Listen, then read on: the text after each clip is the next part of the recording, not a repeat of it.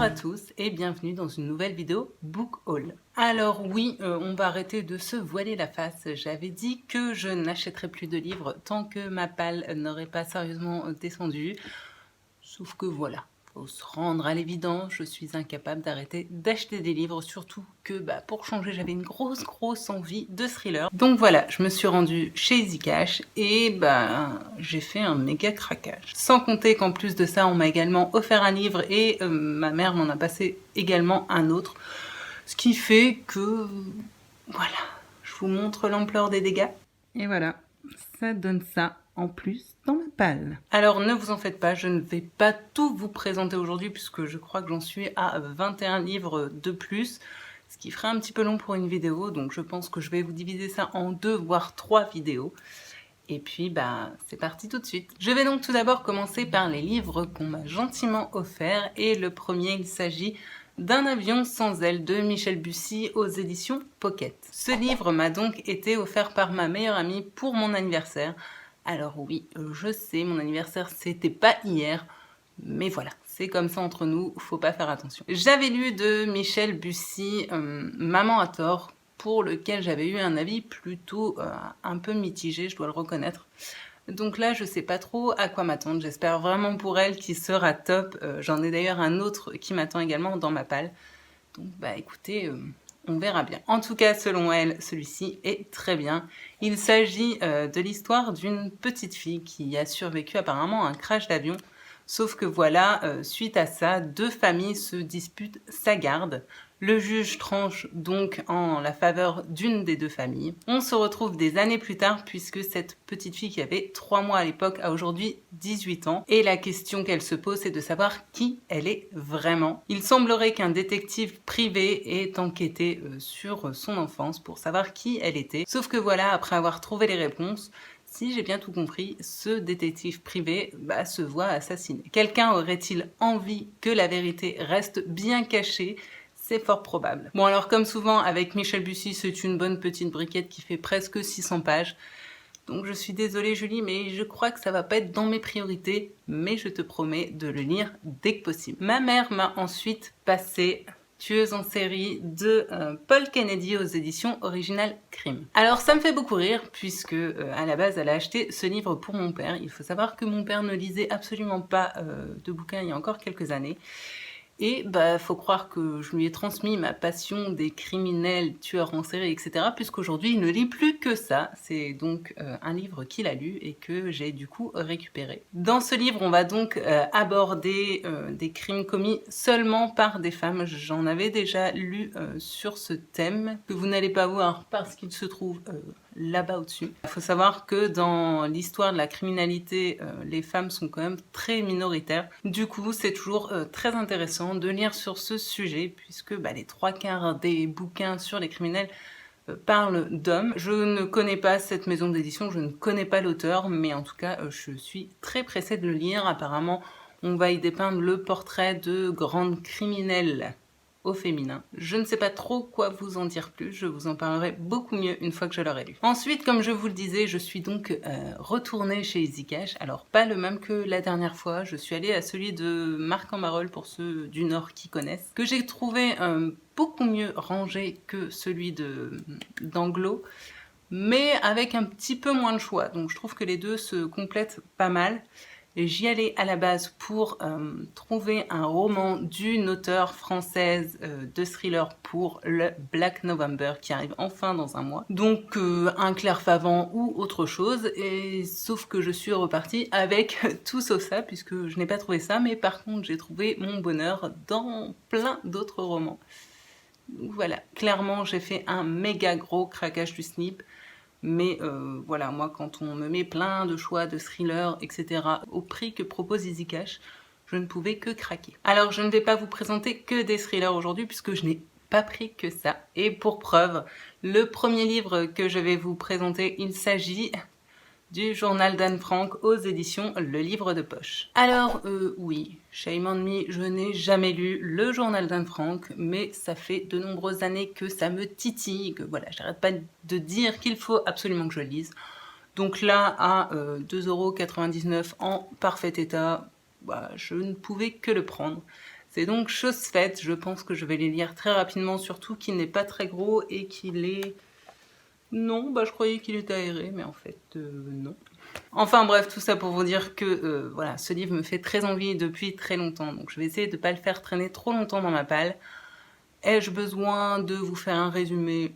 Je ne pense pas. Alors pour les quelques rares personnes d'entre vous qui vivraient peut-être dans une grotte, bah écoutez, je vous invite à aller cliquer sur les liens en dessous pour avoir un résumé. Mais j'ai quand même bon espoir que les 3/4 d'entre vous savent de quoi parle ce bouquin. Je me suis ensuite pris un petit témoignage parce qu'il y a très longtemps que je n'en ai pas lu.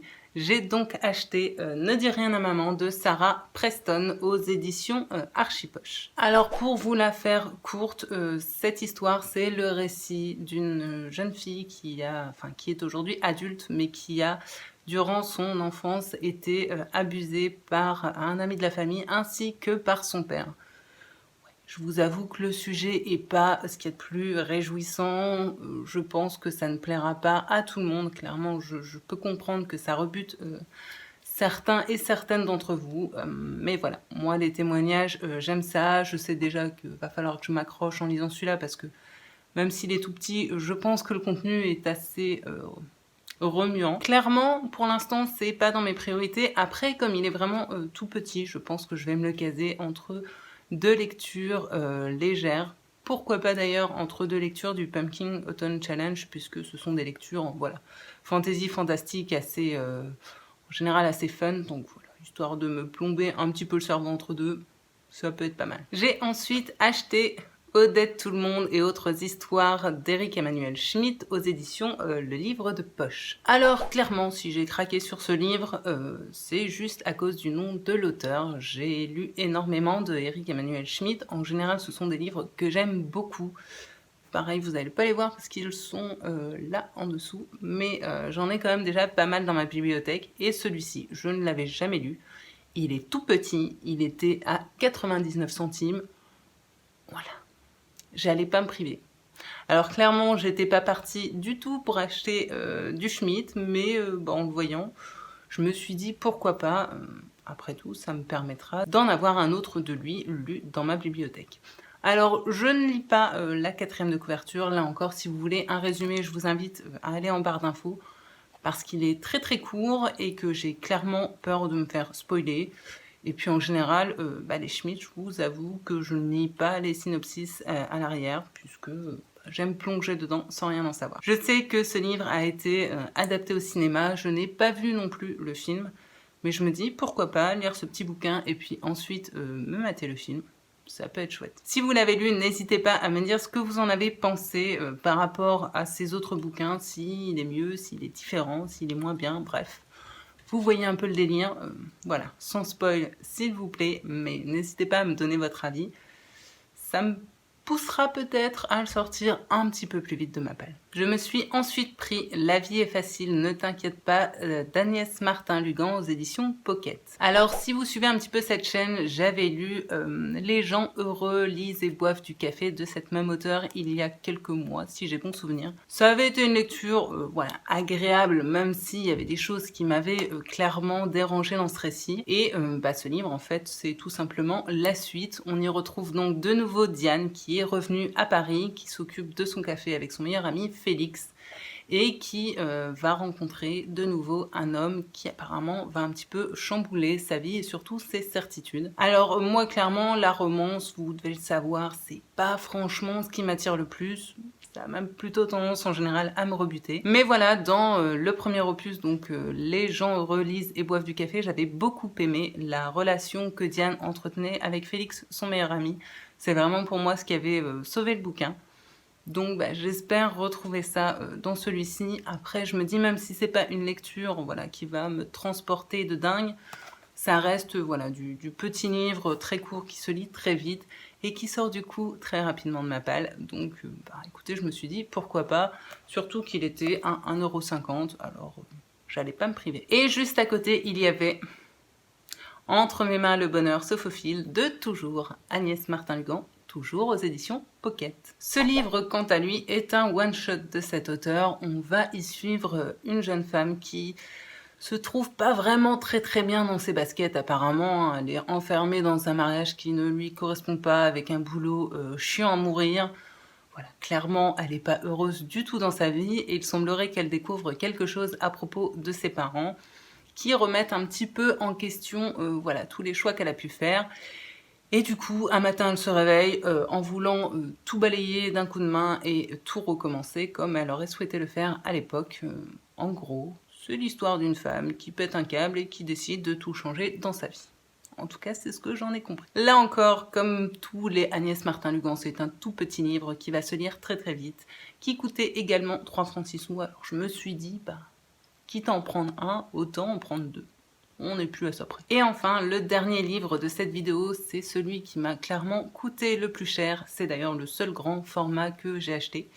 Il s'agit de Les jours de ton absence de Rosie Walsh aux éditions Les Escales. Alors clairement, si j'ai craqué pour ce bouquin, à la base, c'était à cause de cette couverture que je trouve juste sublime, quoi. Au niveau de l'histoire, nous sommes sur, on va dire, le point de départ, une romance. Alors vous allez me dire, oui, t'avais dit que t'aimais pas les romances. Oui, je le répète, les romances, c'est pas franchement mon truc.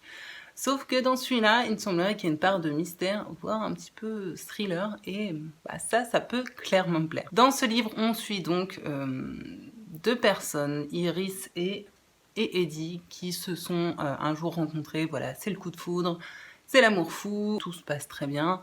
Sauf que un jour, Eddie doit partir pour un voyage qui était prévu de longue date.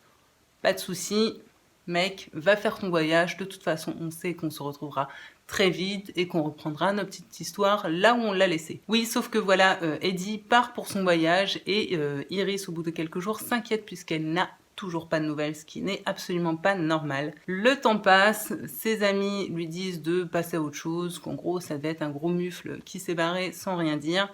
Voilà, Iris ne veut pas y croire, elle va commencer à gratter un petit peu la surface pour voir, trouver des réponses à cette disparition qu'elle trouve plutôt inquiétante. Et il semblerait que les réponses, elle va en trouver et elle va surtout devoir faire face à la réalité. Et j'ai cru comprendre que ça allait pas forcément lui plaire. Bref, je suis très nulle pour ce résumé, je l'avoue, c'était complètement disparate. Tout ça pour vous dire que voilà, même si la romance est au début de ce livre, il semble que derrière, il y ait toute une sorte d'enquête sur la vérité de cet homme que finalement, elle connaît peut-être pas si bien que ça. En tout cas, l'objet livre est magnifique, donc je me dis que même si l'histoire n'est pas folichonne, voilà, je continuerai à baver devant cette couverture. Alors oui, il est gros, mais c'est un grand format. Et puis, franchement, je pense que c'est le genre de choses que je me lirai très bien en décembre. Donc voilà, j'espère ne pas le laisser dormir trop longtemps dans ma palle. Mais je suis très contente puisque celui-ci, il y avait très longtemps que je voulais. Et voilà, c'est chose faite. Alors, comme je le disais, voilà, je ne vous ai pas présenté tous les livres que j'ai achetés dans cette vidéo puisque je vous en ai gardé pas mal de côté. Et je vous ai d'ailleurs gardé de côté les thrillers pour vous faire du coup très prochainement un book haul spécial policier et thriller. N'hésitez pas donc à venir me dire en commentaire si vous avez lu certains de ces livres et surtout ce que vous en avez pensé, que ce soit bon ou mauvais.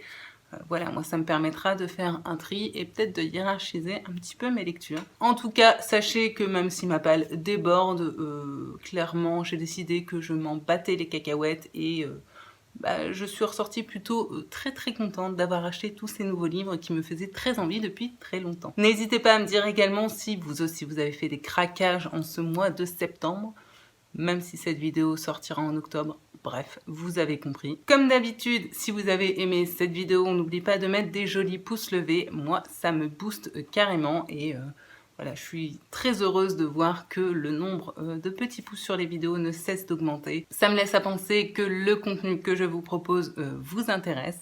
Et ça, c'est plutôt génial. Pareil, si vous n'êtes pas encore abonné à la chaîne, écoutez, je vous invite à le faire. Et n'oubliez pas que si vous êtes déjà abonné, mais que vous voulez savoir en temps réel quand une nouvelle vidéo est postée, il faut appuyer sur la petite cloche là, juste en dessous où c'est écrit « S'abonner ».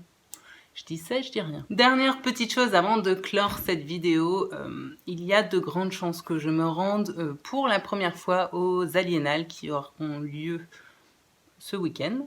Oui, c'est ça, ce week-end. Je ne sais pas si j'en croiserai certains d'entre vous là-bas. Je vous avoue que à la base, j'étais pas hyper chaude pour y aller puisque on y présente surtout des auteurs de fantasy fantastique et vous devez le savoir, c'est pas mon genre littéraire de prédilection, mais voilà, je me dis c'est un salon littéraire qui est quand même assez connu, qui est genre à 20 minutes même pas de chez moi.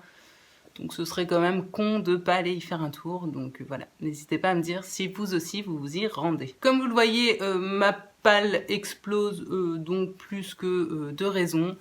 Je vais donc retourner très vite à mes lectures, surtout qu'en ce moment je suis dans un petit thriller aux petits oignons qui pour l'instant me fait grave kiffer. Je vous en dis pas plus, mais je sens que les points lecture thriller vont très vite arriver. Et le soleil, lui, ce serait bien qu'il arrive maintenant, parce qu'on n'y voit plus rien sur la vidéo. Bref, je vous retrouve donc très vite, soit pour un book haul, soit pour un vlog. Je ne sais pas trop encore dans quel ordre je vais vous les poster. De mon côté, je vous souhaite paix, amour et littérature dans vos cœurs et je vous attends en commentaire. Salut!